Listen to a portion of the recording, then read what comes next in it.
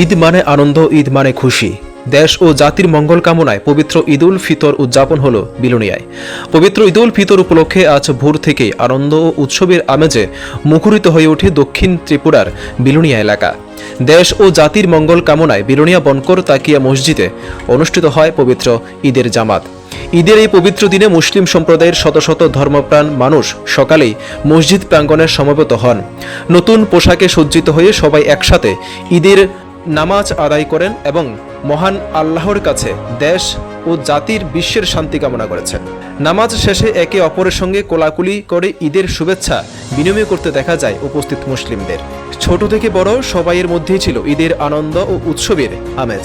স্থানীয় মানুষজন জানিয়েছেন, প্রতি বছরের মতো এবছরও অত্যন্ত শান্তিপূর্ণ পরিবেশে ঈদের জামাত সম্পূর্ণ হয়েছে।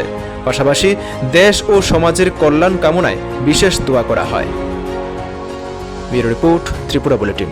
আলহামদুলিল্লাহ, মহান রব্বুল আলমিনের দরবারে অসংখ্য অগণিত শুকরিয়া যে আল্লাহ পাক রব্বুল আলমিন আমাদেরকে দীর্ঘ একটি মাস সিয়াম সাধনের পর পবিত্র ঈদ উল ফিতরের মাধ্যমে আমরা রোজাকে ভঙ্গ করলাম। এই জন্য রব্বে কারিমের দরবারে অসংখ্য অগণিত শুকরিয়া। এই পবিত্র মাহে রমজানের রসিলা এবং ঈদের নামাজের রসিলা করে আমরা সারা ভারতবর্ষের মঙ্গল কামনা করছি এবং বিশ্ববাসীর জন্য আমরা মঙ্গল কামনা করি। আল্লাহ পাক রব্বুল আলমিন যেন আমাদেরকে যতদিন বাঁচিয়ে রাখে, হিন্দু মুসলিম পাহাড়ি বাঙালি সকলে যাতে আমরা কাঁধে কাঁধ মিলিয়ে বসবাস করতে পারি, সেই দোয়া রেখে আমি আমার আলোচনা শেষ করছি।